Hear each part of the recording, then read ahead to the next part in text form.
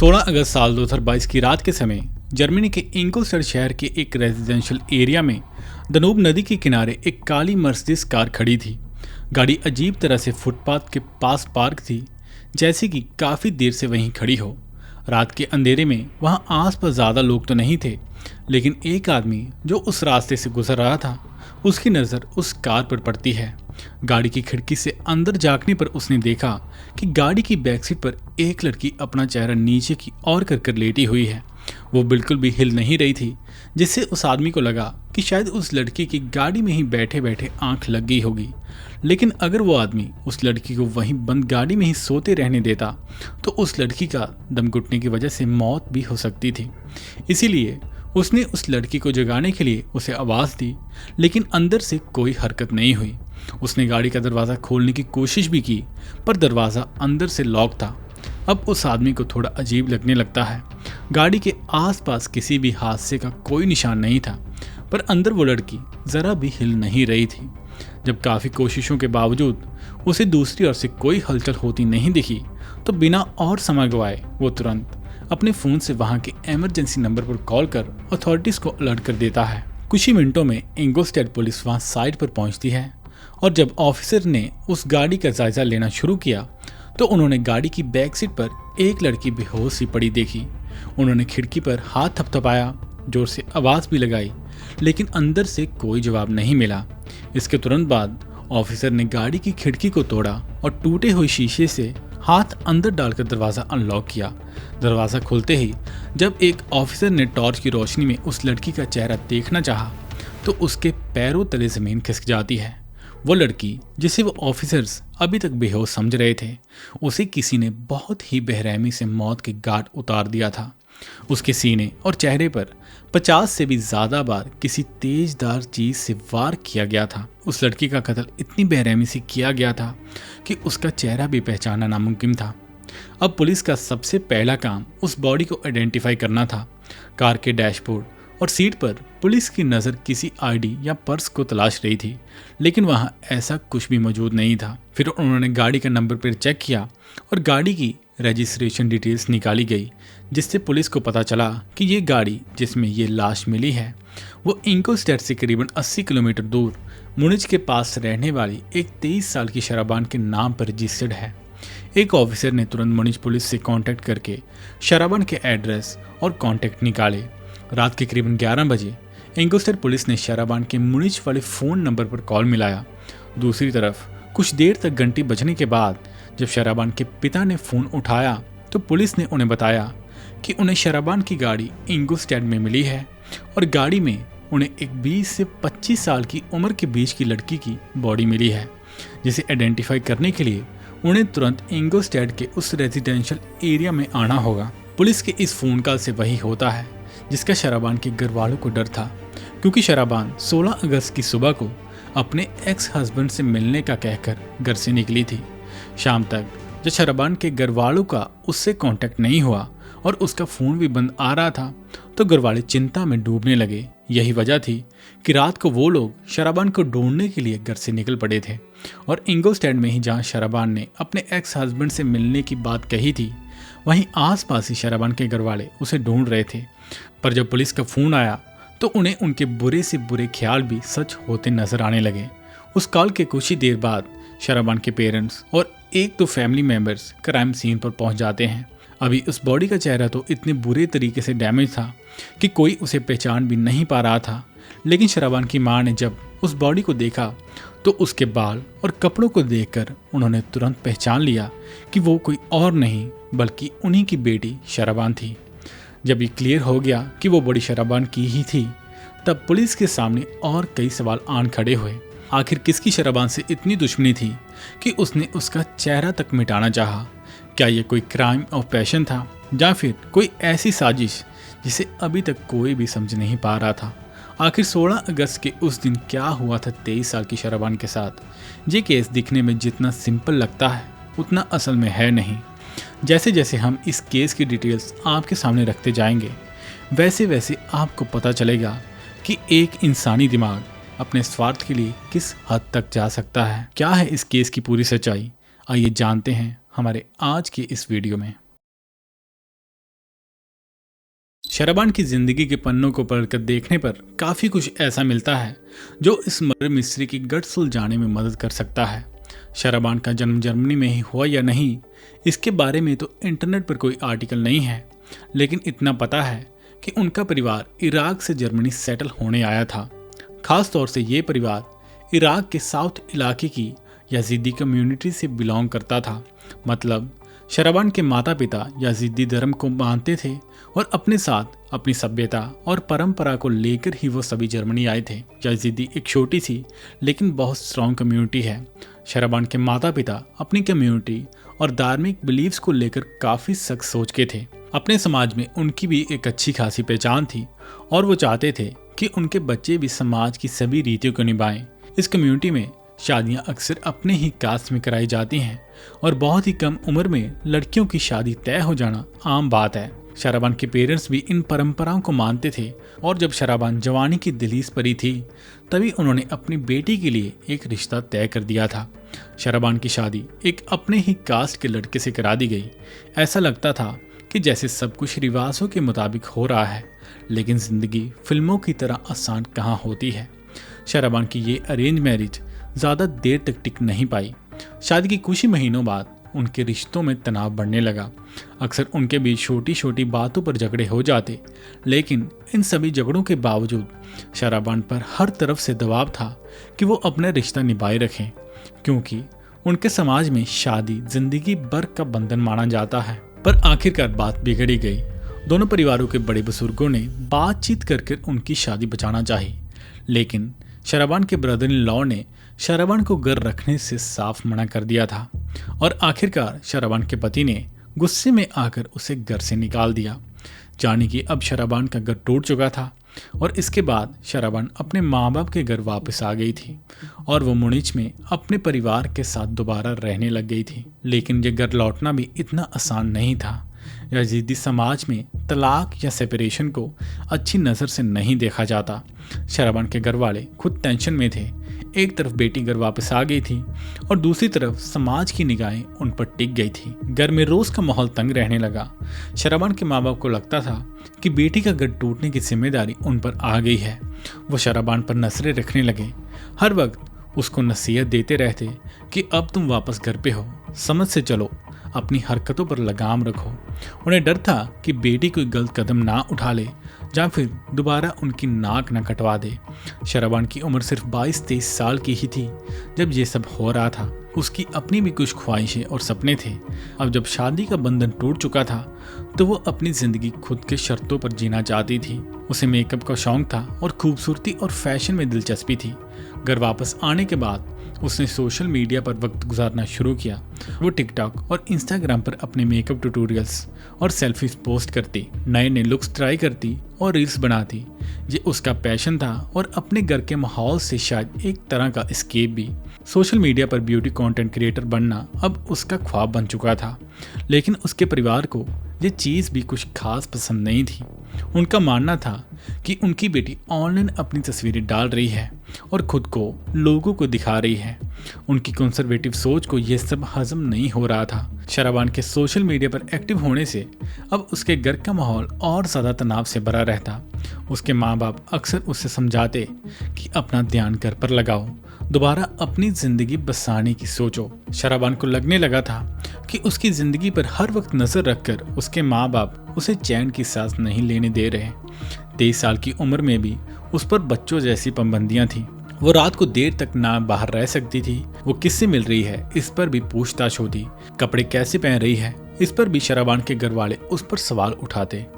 इन चीज़ों से शराबान अंदर ही अंदर घुटने लगी थी। उसे ऐसा महसूस होता कि चाहे उसके माँ बाप उसे कहते हैं कि हमें तुम्हारी फिक्र है, लेकिन असल में उन्हें अपनी इज्जत और समाज की फिक्र ज़्यादा थी। शराबान की ज़िंदगी उनकी मर्जी से चल रही थी और शराबान को अपनी आज़ादी डूबती हुई महसूस हो रही थी। इसी दौरान शराबान की ज़िंदगी में एक नया मोड़ आया जब उसकी मुलाकात शकीर नाम के एक लड़के से हुई। शकीर, जो मुलाकात के वक्त करीबन 24 साल का था, असल में कोसोवो देश से था और इंगोस्टैड में ही रहता था। वो शराबान से अलग कम्युनिटी और कास्ट से बिलोंग करता था। ये बात शराबान के परिवार के लिए कभी भी मंजूर नहीं होती, पर शराबान को शकीर की दोस्ती में सुकून मिलने लगा था। दोनों की पहली मुलाकात कैसे हुई ये अननोन है, लेकिन धीरे धीरे उनकी दोस्ती गहरी होती गई। शकीर शराबान को समझता था, उसके दुख दर्द सुनता था और उसके साथ रहते हुए शराबान अपने परिवार के बंधन कुछ देर के लिए भूल जाती। उनकी ये दोस्ती कब प्यार में बदल गई ये शराबान को भी अंदाजा नहीं हुआ।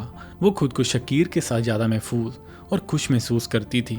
एक तरफ शराबान अपने नए रिश्ते में खुशियों की तलाश कर रही थी, तो दूसरी तरफ उसके घर वाले इस रिश्ते के खिलाफ खड़े थे। जैसे ही शराबान के पेरेंट्स को शकीर के बारे में कुछ अंदाजा हुआ, उन्होंने खुलकर इसका विरोध जताया। वो शराबान को अपने धर्म के रीति रिवाजों के बारे में याद दिलाते हुए कहने लगे कि तुम अब कोई गलत कदम ना उठा लेना जिससे हमारे परिवार को एक बार फिर से शर्मिंदा होना पड़े। ऐसे शब्दों से शराबान का दिल टूट गया। उसे महसूस हुआ कि पिछली गलती के बाद अब उसके माँ बाप उसे और सज़ा देना चाहते हैं। इस बात पर घर में रोज़ झगड़े होने लगे। शराबान अपनी मर्जी से जीना चाहती थी, लेकिन उसके घर वालों को शराबान की कोई बात मंजूर नहीं थी। उन्होंने धमकी भी दी कि अगर शराबान ने अपनी जिद जारी रखी तो वो उसे घर से निकाल देंगे। इन सब कश्मकश ने शराबान को अंदर से तोड़ दिया था। शकीर उसका हौसला बढ़ाने की कोशिश करता, लेकिन शराबान को अपने आसपास सिर्फ अंधेरा ही नजर आता। उसकी अपनी जिंदगी पर उसका कोई अधिकार नहीं था। उसका हर फैसला माँ बाप करते और समाज के हिसाब से चलने का दबाव अलग। ऐसे ही मायूसी के एक लम्हे में शराबान ने शकीर से दिल की बात कही। उसने रोते हुए कहा कि अगर मैं मर जाऊंगी तभी मुझे आज़ादी मिलेगी। ये सुनकर शकीर भी शॉक्ड रह गया। शराबान के मुंह से निकले ये लफ्ज़ किसी जज्बाती पल का नतीजा नहीं थे, बल्कि ये उस दर्द का नतीजा थे जो उसने सालों से अंदर ही अंदर झेला था। एक ऐसी लड़की जिसे उसके अपनों ने ही इतना तोड़ दिया कि जीने से ज़्यादा मौत एक राहत लगने लगी। इसके बाद दिन आता है 16 अगस्त 2022 का। उस दिन शराबान अपने घर वालों से ये कहकर निकलती है कि वो इंगलस्टेड, जो कि मुनिस से करीबन 80 किलोमीटर दूर था, वहाँ अपने एक्स हस्बैंड से मिलने जा रही है। इस पर शराबान की मां ने ज़्यादा सवाल नहीं किए। शराबान ने अपना हैंडबैग उठाया और घर से अपनी मर्सिडीज कार लेकर निकल पड़ी। घर से निकलते वक्त उसके चेहरे पर एक अजीब सी मुस्कुराहट थी जो उसकी मां समझ नहीं पाई। सुबह से दोपहर और दोपहर से शाम बीत गई, लेकिन शराबान के घर वालों को उसकी कोई खबर नहीं थी। आमतौर पर अगर वो देर से घर लौटने वाली होती तो अपने घर फ़ोन कर ज़रूर बता देती, लेकिन उस दिन जब से शराबान अपने घर से निकली थी उसके बाद उसने किसी से कांटेक्ट नहीं किया था। जब देर रात तक भी शराबान का कुछ पता नहीं लगा तो उसके परिवार की बेचैनी बढ़ने लगी। शराबान को उसकी माँ एक के बाद एक कॉल किए जा रही थी, पर फ़ोन अब बंद आ रहा था। उन्हें ये डर सताने लगा कि कहीं शराबान का रास्ते में एक्सीडेंट ना हो गया हो। रात के करीबन 10 बजे घबराए हुए माँ बाप ने पुलिस को शराबान की मिसिंग कंप्लेंट फाइल की और खुद मुनिस से इंगलस्टेड के लिए रवाना हो गए। और जब वो अपनी बेटी की गाड़ी की हर जगह तलाश कर रहे थे, तभी उन्हें इंगलस्टेड पुलिस का कॉल आता है, जो उन्हें उनकी बेटी की गाड़ी मिलने की खबर देते हैं। और इसके बाद कैसे वो क्राइम सीन तक पहुंचे और कैसे उन्होंने बॉडी को आइडेंटिफाई किया, ये हम पहले ही जान चुके हैं। कहानी के इस मोड़ पर हर तरफ एक ही सवाल गूंज रहा था कि किसने इतनी बेरहमी से शराबान को मौत दी होगी। हर किसी को लग रहा था कि ये किसी पुरानी दुश्मनी या शायद बदले का नतीजा था। चेहरा इतना बिगाड़ा गया था कि पहचान भी मुश्किल थी, लेकिन कपड़ों और बालों से उसकी पहचान हो गई थी। पर पुलिस की सोच यहीं तक सीमित नहीं रही। जैसे जैसे इन्वेस्टिगेशन आगे बढ़ी, फोरेंसिक और डिजिटल सबूतों ने कुछ ऐसे सवाल खड़े कर दिए जो किसी ने सोचे भी नहीं थे। जैसे हर राज के पीछे एक और राज छुपा होता है, वैसे ही इस कत्ल के पीछे भी कुछ और था, कुछ ऐसा जो सामने आने पर सबको हिला कर रख देता। अब पुलिस सिर्फ कातिल नहीं, पूरी कहानी समझने के करीब थी और जल्द ही एक ऐसा सच उभरने वाला था जहां सिर्फ शराबान की मौत ही नहीं बल्कि उसकी जिंदगी का असली रूप ही सवालों के घेरे में आने वाला था। बॉडी मिलने के अगले दिन ही पुलिस ने लाश को मॉर्चरी भेजकर उसकी फोरेंसिक जांच शुरू कर दी। सबसे पहले डीएनए टेस्टिंग की गई। लाश से सैंपल लेकर उसे शराबान की पर्सनल चीज़ें जैसे उसकी कंघी या ब्रश से मिले डीएनए से मैच किया गया। फिंगरप्रिंट रिकॉर्ड भी चेक किए गए। पुलिस के पास शराबान की फिंगरप्रिंट, ड्राइविंग लाइसेंस या लीगल फाइल से मौजूद थे और जब इन टेस्ट का रिजल्ट आया तो पुलिस शॉक रह गई, क्योंकि लाश की पहचान शराबान से मैच नहीं हो रही थी। जाने कि जो इंसान मरा पड़ा था वो कोई और ही था। अब पुलिस परेशान हो गई थी। उन्होंने शराबान के घर वालों से दोबारा पूछताछ की कि क्या उन्हें पहचान पर कोई शक है, पर घर वाले तो खुद बॉडी की हाइट, बालों का रंग और कपड़ों को देखकर यह कंफर्म कर चुके थे कि वो शराबान ही है। लेकिन एविडेंस झूठ नहीं बोलते। डीएनए और फिंगरप्रिंट्स के अलावा डॉक्टर ने लाश की डेंटल रिकॉर्ड भी निकाली और वो रिकॉर्ड शराबान के डेंटल रिकॉर्ड जो उसके डेंटिस्ट से लिए गए होंगे उससे मैच किए गए। लेकिन डीएनए और फिंगरप्रिंट की तरह वो भी बिल्कुल डिफरेंट थे। साथ ही लाश के ब्लड टाइप को शराबान के मेडिकल रिकॉर्ड से मिलाया गया, यहाँ भी मिसमैच था। इन सभी टेस्ट से यह 100% कन्फर्म हो चुका था कि जिस लाश को शराबान समझकर दफनाने की तैयारियां हो रही थी वो तो असल में शराबान थी ही नहीं। अगर वो लाश शराबान की नहीं थी तो फिर सवाल ये था कि वो किसकी बॉडी है जो उस गाड़ी में से मिली थी। और सबसे बड़ा सवाल, आखिर शराबान खुद कहाँ है? क्या वो भी किसी साजिश का शिकार बनी थी या फिर यहाँ पूरी कहानी ही कुछ और है? सच क्या है ये जानने के लिए हमें टाइम में थोड़ा पीछे जाना होगा। उस समय जब शराबान अपने घर वालों की पाबंदियों से तंग आ चुकी थी और उसने शकीर को बोला था कि अगर मैं मर जाऊंगी तभी मुझे आज़ादी मिलेगी। ये शब्द सुनकर शकीर भी सुन रह गया। शराबान की बातों में एक अजीब सी हैरानगी थी। उसने खुद ही अपने आंसू पूछते हुए कहा कि जिंदा रहकर मैं कभी आज़ाद नहीं हो पाऊंगी, पर मैं मरना नहीं चाहती। शराबान अपनी पुरानी जिंदगी से फरार होना चाहती थी। वो एक नई जिंदगी शुरू करना चाहती थी जहां उसके माँ बाप और समाज का साया तक ना हो। तलाक के बाद उसका अपनी कम्युनिटी में रहना मुश्किल हो रहा था। शराबान ने महसूस किया कि जिंदा रहते हुए उसके परिवार, रिश्तेदार उसका पीछा नहीं छोड़ेंगे। जाने कि जब तक वो जिंदा रहती उस पर दबाव और झिकझिक चलती रहती। ये सोच सोचकर शराबान के जहन में एक ख्याल ने जन्म लिया, जो था अपनी ही झूठी मौत को प्लान करना। शराबान ने ठान लिया कि वो अपना पुराना वजूद मार देगी ताकि एक नए नाम और जिंदगी के साथ कहीं दूर भाग जाए। वो सिर्फ ये चाहती थी कि दुनिया, खासकर उसका परिवार, ये समझ ले कि अब शराबान मर चुकी है ताकि वो उसका पीछा छोड़ दें। इस तरह वो आसानी से शकीर के साथ कहीं दूर नई जिंदगी शुरू कर सकती थी। शकीर उसकी मोहब्बत तो था ही, साथ ही उसका खुद का भी शायद ये फ़ायदा था कि शराबान अगर अपनी फैमिली से निकल आए और फरार हो जाए तो वो आराम से उसके साथ रह पाएगी। जाने कि शराबान ने जो प्लान सोचा, शकीर ने उसमें पूरी तरह उसका साथ दिया। अब सबसे मुश्किल सवाल, अपनी झूठी मौत दिखाने के लिए लाश कहाँ से लाएं? शराबान ने इसके लिए अपने सोशल मीडिया स्किल्स का इस्तेमाल करना शुरू किया। उसने सोचा कि अगर कोई उसके जैसा दिखता इंसान मिल जाए और उसका कत्ल हो जाए तो उसकी लाश को लोग शराबान समझ लेंगे। बस यही सोच के साथ शराबान ने इंस्टाग्राम पर अपने हमशक्ल की तलाश करना शुरू कर दी। उसने अलग अलग नाम से कई फेक इंस्टाग्राम प्रोफाइल बनाए। इन प्रोफाइल से वो खासकर मेकअप और ब्यूटी पेजेस पर लड़कियों को सर्च करने लगी, क्योंकि वहीं उसको अपनी तरह दिखने वाली लड़कियां मिल सकती थी। ये शिकार ढूंढने का फेस काफ़ी दिन चला। शराबान ने एक नहीं बल्कि कई लड़कियों को टारगेट किया। शराबान ने अपने जैसे दिखने वाली कई लड़कियों से इंस्टाग्राम पर चैट की। वो उन्हें अलग अलग वादे करके मिलने के लिए राज़ी करने की कोशिश करती रही। कभी उन्हें कहती कि फ्री मेकअप प्रोडक्ट्स दूंगी और कभी बोलती कि मॉडल शूट का मौका दूंगी। पहले तो कई लोग शक की वजह से नहीं माने। कितनी ही लड़कियों ने शराबान के फेक अकाउंट के मैसेजेस को नज़रअंदाज कर दिया या सीधा ब्लॉक ही कर दिया। शराबान को थोड़ा डर भी लगा होगा, पर उसने हिम्मत नहीं हारी और फिर एक दिन खदीजा नाम की एक लड़की ने उसके मैसेजेस का जवाब दिया। खदीजा को शराबान ने बड़े जेन्युइन तरीके से अप्रोच किया था। उसने खुद को एक कॉस्मेटिक ब्रांड का रिप्रेजेंटेटिव बताया। उसने खदीजा की तारीफ करते हुए उससे कहा कि यू आर सो प्रिटी, हम तुम्हें फ्री मेकअप का गिफ्ट और मेकओवर देना चाहते हैं।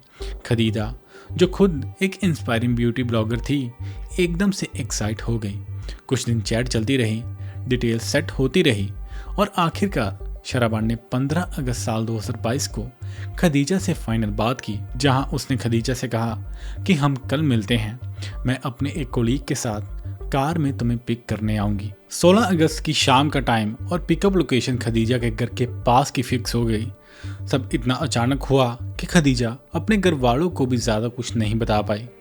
और फिर 16 अगस्त के दिन खदीजा के घर से निकलते वक्त उसकी फैमिली में किसी को भी अंदाज़ा नहीं था कि उस समय वो खदीजा को आखिरी बार देख रहे हैं। दूसरी ओर शराबान का प्लान बिल्कुल टाइम टेबल के मुताबिक चल रहा था। शकीर ने उसका पूरा साथ दिया और 16 अगस्त की सुबह को शराबान ने अपने पेरेंट्स को अपने एक्स हस्बैंड से मिलने जाने की अलग कहानी सुना दी थी, ताकि रात तक वो पुलिस को भी गुमराह कर सके और खुद शकीर के साथ मिलकर दूर एपिंगन तक ड्राइव करके विक्टिम को पिक करने चली गई थी। इसी दौरान शराबान अपने फ़ोन से फैमिली के कॉल्स बार बार इग्नोर करती रही ताकि उन्हें लगे कि वो बिजी है। और जब वो दोनों एपिंगम पहुंचे तो खदीजा घर से निकलकर शकीर और शराबान के साथ कार में बैठ गई। शराबान और शकीर उसे शूट लोकेशन पर ले जाने का कहकर वहां से जाने लगे। खदीजा खुश थी, पर उसे अंदाज़ा नहीं था कि अगले कुछ ही घंटों में उसके साथ क्या होने वाला है। शकीर ने गाड़ी चलाना शुरू की और तीनों खदीजा के घर के सामने से निकलकर हाईवे पर आ गए। कार हेलीब्रॉन से इंगोस्टेड की तरफ जाने लगी। शाम ढल रही थी और इंगोस्टेड से कुछ किलोमीटर पहले एक घना जंगल आता है, जहां शकीर ने गाड़ी हाईवे से हटाकर एक सुनसान कच्ची सड़क की ओर मोड़ ली। जहां थोड़ा आगे बढ़ने के बाद अचानक शराबान ने शकीर से गाड़ी रोकने को कहा। शकीर ने जंगल के बीच एक सुनसान जगह पर गाड़ी रोकी और यही वो पल था जिसके लिए शराबान और शकीर ने इतने दिन इंतज़ार किया था। शराबान ने मुस्कुराते हुए खदीजा को एक सेल्फी लेने के बहाने से बाहर आने को कहा और खदीजा बोलेपन से हाँ में सिर हिलाते हुए बाहर निकल गई। घने पेड़ों के बीच शाम की कम रोशनी में 3 परछाइयां खड़ी थी। मौका पाते ही एकदम से शकीर ने अपनी जेब से चाकू निकाला और इससे पहले कि खदीजा को समझ पाती, शराबान ने एक झटके से उसके हाथ पकड़ लिए। खदीजा के मुंह से एक छोटी सी चीख निकल पाई कि तेज रफ्तार के साथ शकीर ने चाकू से खदीजा पर वार करना शुरू कर दिए। तेजतर चाकू ने उसके जिस्म को घायल करना शुरू कर दिया था। खदीजा ने खुद को छुड़वाने की कोशिश की, लेकिन शराबान ने पीछे से उसके बालों को मजबूती से पकड़ लिया था। जंगल की खामोशी में सिर्फ चाकू गोपने की आवाज़ और खदीजा की दर्द से भरी चीखें गूंज रही थी, जो धीरे धीरे कमज़ोर पड़ती जा रही थी। शकीर के चेहरे पर एक अलग ही सुकून था, जैसे कि हर वार के साथ वो शराबान के लिए आज़ादी करीब ला रहा हो। 50 से भी ज़्यादा बार उसने खदीजा को चाकू घोंपा। खदीजा के चेहरे पर शकीर ने खास तौर से वार किए। उसने खदीजा की नाक काट दी, गाल चीर दिए, ताकि उसका चेहरा बुरी तरह से बिगड़ जाए। प्लान के मुताबिक शराबान ने खदीजा को अपने कपड़े पहनाकर अपनी गाड़ी में इस तरह से छोड़ दिया कि कोई भी उसे देखे तो पहली नज़र में ही ये समझ जाए कि वो शराबान की बॉडी है। इसके बाद शराबान और शकीर चुपचाप वहाँ से निकल गए। शराबान ने सोचा था कि उसने अपनी मौत को सक्सेसफुली शो कर दिया है। उसे लगने लगा कि अब सबको यकीन आ गया होगा कि शराबान अब इस दुनिया में नहीं है। अगले ही दिन 17 अगस्त को जब उसने टीवी और खबरें देखी होगी तो हर जगह उसको अपनी मौत की खबर चलती नजर आई होगी। शायद उसने सुकून की सांस ली होगी कि मुझे आज़ादी मिल गई है, और वो किसी नए नाम और नई आइडेंटिटी के साथ शकीर के साथ ज़िंदगी शुरू करने का सपना देख रही होगी। मगर शराबान ने एक गलती कर दी थी। वो ये भूल गई थी कि कानून और साइंस के आगे उसका फ्रेब टिक नहीं पाएगा। उसने शायद कभी सोचा भी नहीं था कि पुलिस डीएनए टेस्ट तक करवाएगी, पर जैसा हमने देखा, ये राज ज़्यादा देर तक छुप नहीं पाया। डीएनए रिपोर्ट्स ने शराबान के नकाब को फौरन खोल दिया और असली सच बाहर आ गया। अब पुलिस के पास शराबान के प्लान का हर एक पजल पीस जोड़ने को सबूत मौजूद थे। उन्हें इंस्टाग्राम चैट्स मिल चुकी थी जिसमें शराबान फेक नेम से खदीजा से चैट कर रही थी। खदीजा के फ़ोन में मेकअप का लालच देने से लेकर मिलने की जगह तय करने तक सभी मैसेजेस मौजूद थे। इन सभी सबूतों के बाद पुलिस ने अपने नेटवर्क के थ्रू पता लगाया कि कत्ल के बाद शराबान और शरीक ने रात इंगलस्टन में ही गुजारी थी और अगली सुबह होने से पहले ही दोनों फरार हो गए थे। लेकिन कानून के हाथ लंबे होते हैं। 19 अगस्त 2022 को बवेरियन पुलिस ने शराबान को ढूंढ निकाला और हिरासत में ले लिया। शराबान के बाद शकीर को भी कुछ ही घंटों के अंदर गिरफ्तार कर लिया गया। शराबान और शकीर की गिरफ्तारी के बाद पुलिस ने इन्वेस्टिगेशन को तेजी से आगे बढ़ाया और जनवरी 2023 में इस केस का ट्रायल शुरू हुआ। शराबान के लॉयर्स ने उसके बचाव में उसके परिवार के सख्त रवैये और सामाजिक दबाव का जिक्र किया। उन्होंने कोर्ट के सामने ये रखा कि कैसे उसके परिवार ने उसके तलाक के बाद उस पर लगातार तनाव बनाए रखा और उसकी ज़िंदगी को एक कैद में बदल दिया था। शराबान की डिफेंस ने यह दावा किया कि वो साइकोलॉजिकल ट्रामा से गुजर रही थी और उसकी हरकत उसके मेंटल स्ट्रेस का नतीजा थी। पर प्रोसिक्यूशन के पास सबूत के तौर पर प्लान मैसेजेस, लोकेशन डेटा और फोरेंसिक एविडेंस थे जो ये साबित कर रहे थे कि यह कोई जज्बाती पल का फैसला नहीं बल्कि एक पूरी तरह से सोची समझी साजिश थी। और आखिरकार करीबन 2 साल तक चले लंबी ट्रायल के बाद 19 दिसंबर 2024 को इंगोस्टैड की रीजनल कोर्ट ने अपना फैसला सुना दिया। जज ने कहा कि इस कत्ल की प्लानिंग और उसका अंजाम इतना संगीन है कि हम किसी तरह की छूट नहीं दे सकते। शराबान और शकीर दोनों को खदीजा के मर्डर के लिए बिना पैरोल की पॉसिबिलिटी के उम्र कैद की सज़ा सुनाई गई। खदीजा की मौत ने उसके परिवार को कभी न भरने वाला जख्म दे दिया है। उनकी एक हंसती मुस्कुराती बेटी उनसे छीन ली गई है और जिस सपने के पीछे शराबान ने यह खूनी खेल खेला वो सपना खुद उसके लिए उम्र कैद की सज़ा बन गया। इंगोस्टैड की उस सुनसान गली में जहाँ खदीजा की लाश गाड़ी में से मिली थी वहाँ अब भी एक पेड़ के पास कुछ पुराने मुरझाए फूल और मेल्टेड मोमबत्तियाँ पड़ी हैं। वक्त बीत गया पर वो मंजर लोग भुला नहीं पाए। डोपलगैंगर मर्डर का ये मामला सिर्फ एक कत्ल नहीं था बल्कि इस बात की मिसाल थी कि आइडेंटिटी प्रेशर और आज़ादी के बीच की लड़ाई एक इंसान को किस हद तक ले जा सकती है। इसी के साथ हमारी आज की वीडियो यहीं पर ख़त्म होती है। उम्मीद है कि आपको वीडियो पसंद आई होगी। मैं आपसे जल्द मिलूंगा एक और नए और दिल दहला देने वाले केस के साथ। तब तक अपना ध्यान रखिए और वीडियो को अंत तक देखने के लिए आपका धन्यवाद।